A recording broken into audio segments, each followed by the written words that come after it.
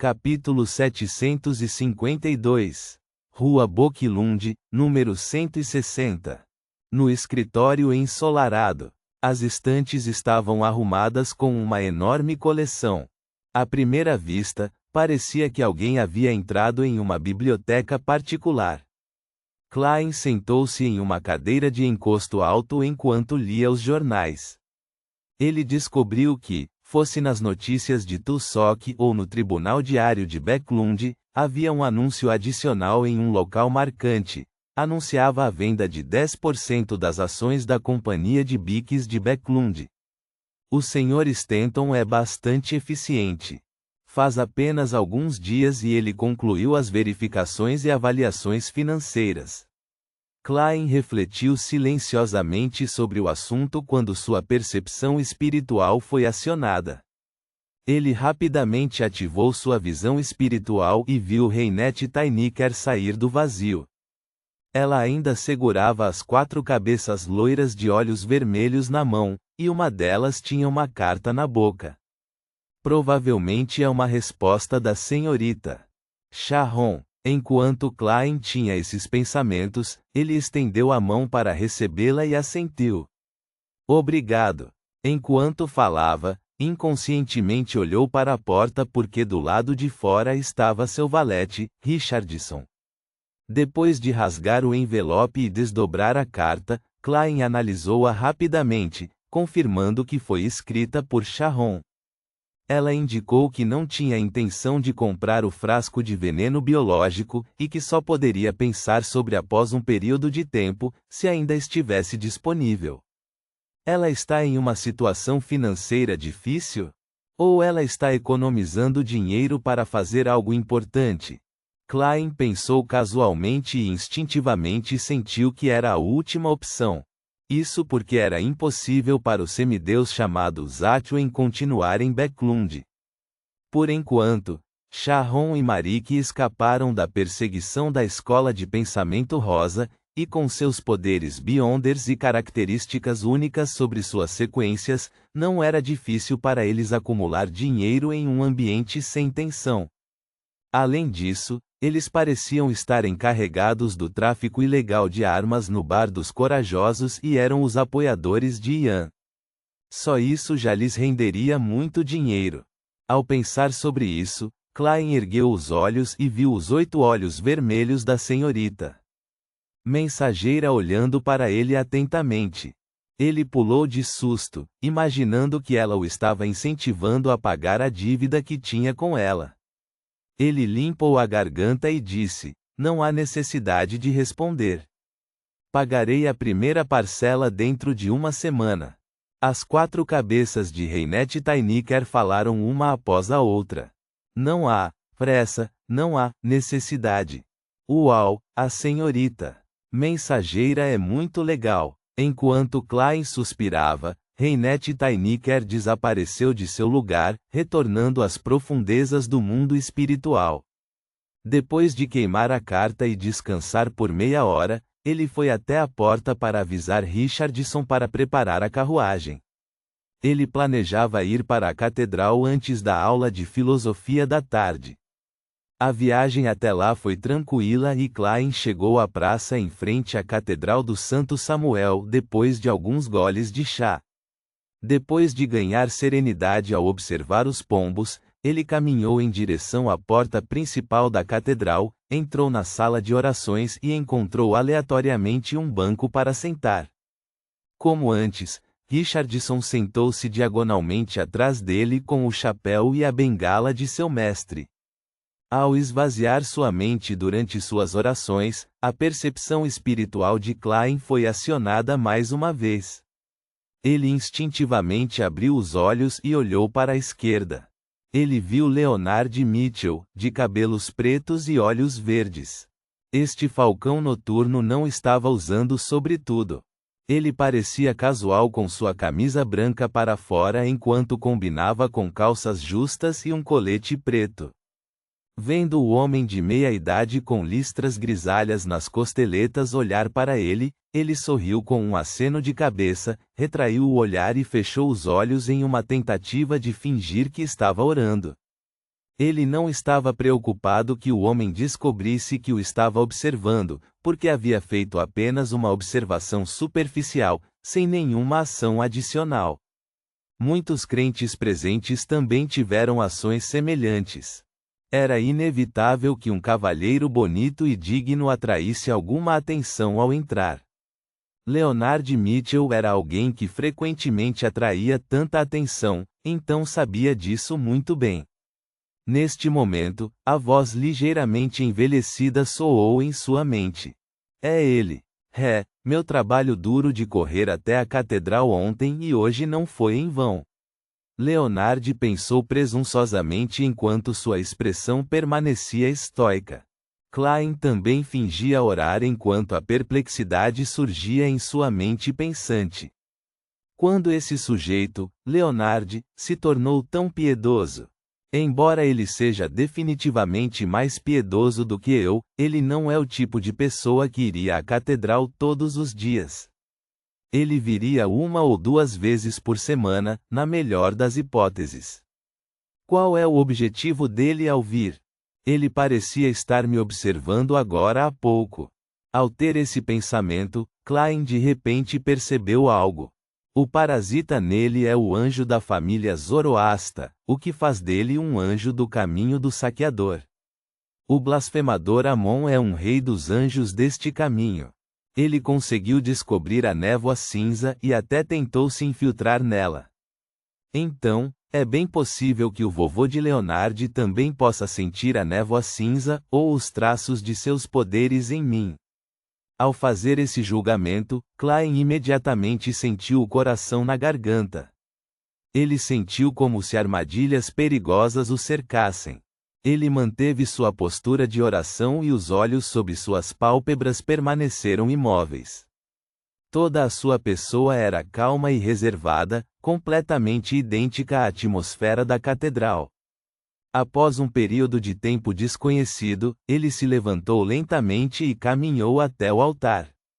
Veio até a caixa de doações e jogou um total de 50 libras em dinheiro.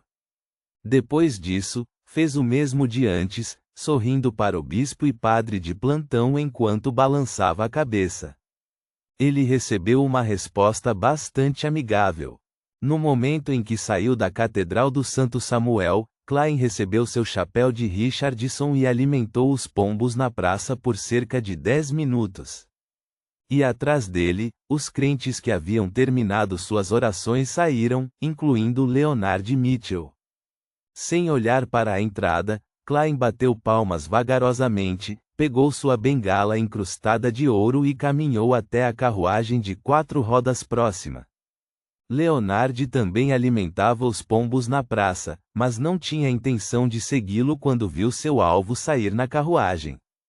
Como a pessoa tinha uma aura antiga e o parasita nele dava tanta importância a ele, ele obviamente não ousava ser descuidado. Não agiu diretamente, pois era extremamente perigoso. Ele planejava fazer investigações superficiais para reunir as informações necessárias. Verei o que o velho tem a dizer quando chegar a hora. Além disso, não há direção para a investigação no momento. Não pode haver tantas carruagens desse tipo específico em Bäcklund. Não importa se é dele ou alugada, é fácil determinar a origem.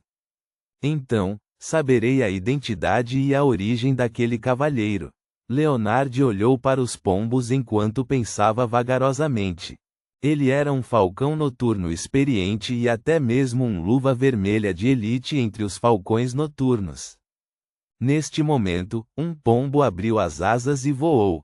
Em seu bico parecia haver um pedaço de papel.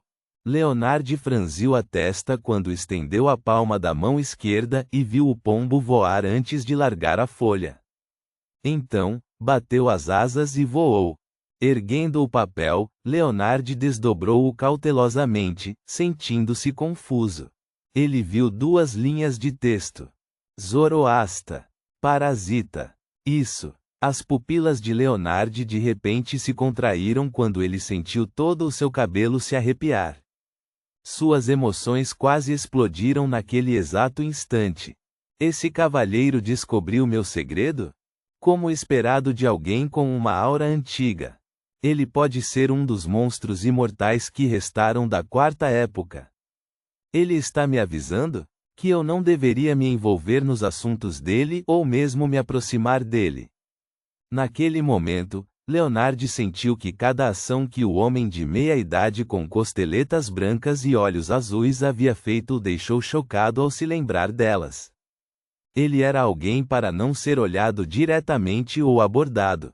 Ele imediatamente perdeu todos os pensamentos de investigar o homem.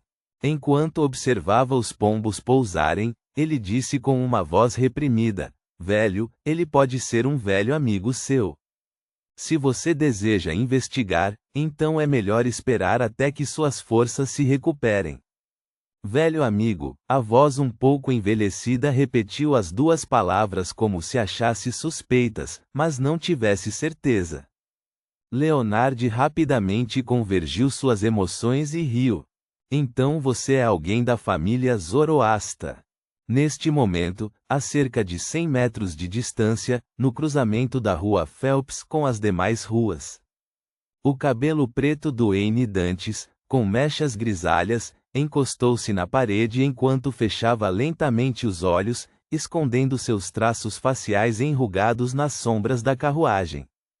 Ao lado de seu criado, Richardson, apareceu um homem de meia-idade vestindo um casaco vermelho escuro e um velho chapéu triangular, curvando-se para seu mestre antes de desaparecer.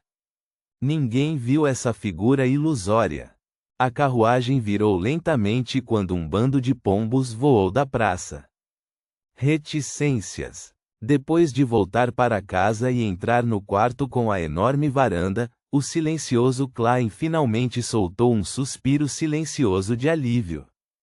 Se Leonard não aceitasse o aviso por causa do feitiço do vovô, ele planejava escrever outro papel com o conteúdo: "Eu sei onde está o blasfemador Amon." Nas entrelinhas, significa que direi ao blasfemador Amon que há um anjo da família Zoroasta aqui se você frustrar meus planos. Isso não faria o vovô acreditar que Duane Dantes estava tão fraco que precisava contar com outros para afastá-lo. Era mais um aviso amigável que não ultrapassaria 3 vezes, uma forma de respeito a um anjo. Se 2 avisos não fossem suficientes para controlá-lo, não havia outra escolha senão informar o blasfemador Amon. Sim, há uma grande chance de que isso os assuste.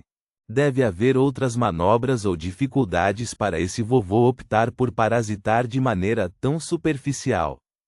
Ele provavelmente não quer que eu vire a mesa. Esse assunto é tudo graças a Rhodes. Se ele não tivesse me informado com antecedência que Leonard tem um anjo do caminho do saqueador, eu definitivamente não teria notado que fui o alvo, muito menos teria a desculpa e o método adequados para avisá-los. Klein pensou com calma e não demonstrou a ansiedade ou o estado de confusão de antes. Enquanto relaxava, houve uma batida na porta. Seu valete, Richardson, disse: "Senhor, o mordomo deseja obter uma audiência com você. Por favor, convide-o para entrar." Klein saiu da varanda e voltou para a sala entreaberta. Walter, de luvas brancas, entrou e disse: "Senhor, seu professor de filosofia, Sr. Hamid, está aqui." Aulas de filosofia. Klein esfregou as têmporas doloridas. Ele já havia ouvido de Walter que o Sr. Hamid acreditava no Senhor das Tempestades. O mesmo aconteceu com o famoso estudioso Leume. Muitos dos filósofos do reino de Loen compartilhavam a mesma fé. Isso o deixou bastante surpreso porque, para ele, os crentes na tempestade eram irmãos irascíveis. Pelo que parece, tenho que mudar meus estereótipos e impressões subjetivas. O pré-requisito para ser filósofo é não ter esposa, ou não ter um relacionamento cordial com suas famílias? Enquanto Klein satirizava, ele ajeitou as roupas e foi até a porta. Ele disse ao mordomo Walter: "Tudo bem, vou para lá agora." Ponto.